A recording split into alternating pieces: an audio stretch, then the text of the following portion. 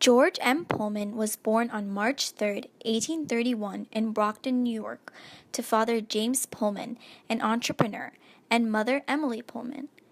Pullman took over his father's carpentry business upon his death, but was soon intrigued by the idea of pursuing his own interests in corporate America.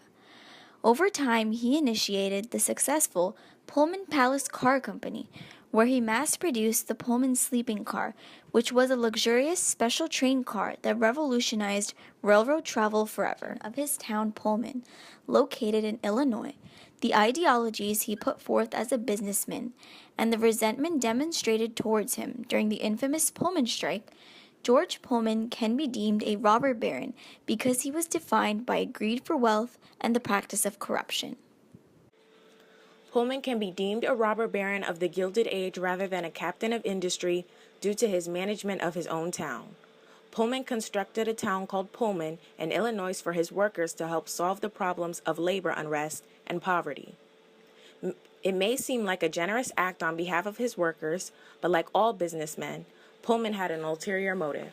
He proved himself to be unqualified and unworthy of ruling the town, as he introduced many flaws within the town and ruled it, as some historians say, like a feudal lord from medieval Europe. Not only did he deny rights to the residents of the town and mistreat them, he took his extreme ruling to a different level when he voided residential leases based on sanitary checking and forbade independent newspapers, public speeches, town meetings, and open discussions.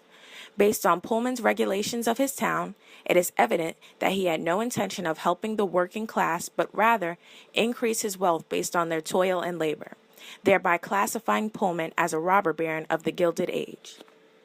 Another reason why Pullman is known to be a robber baron is due to his ideologies as a businessman. His businessman mindset followed the notion of reaching far beyond your potential in character and wealth to both extremes. However, what separated him from becoming a captain of industry was the fact that he let the business aspects of his life plague his morals, ethics, and personality, converting him into a robber baron for the century. Soon it became that every action and every step that Pullman made was to benefit his self-centered business craving inside of him.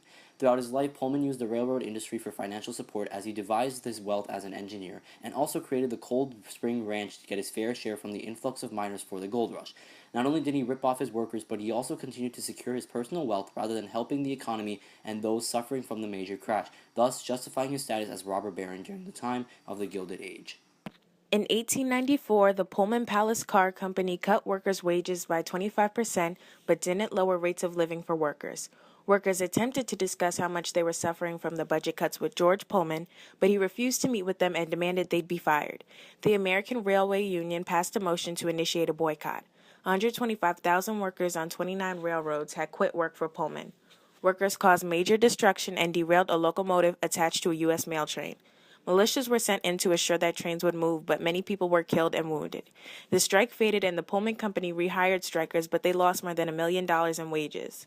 Pullman's unfair labor practices of cutting wages and extending workers' hours shows how he can be considered a robber baron.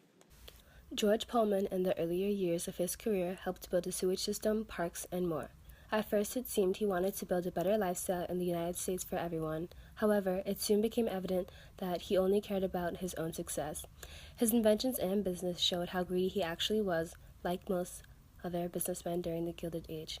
He did not care for the people at all, especially his workers, as he cut wages for his workers, not caring about the effect it would have on their lives. This gave them every right to carry out the Pullman strike and solidified Pullman's status as a robber baron for the Gilded Age.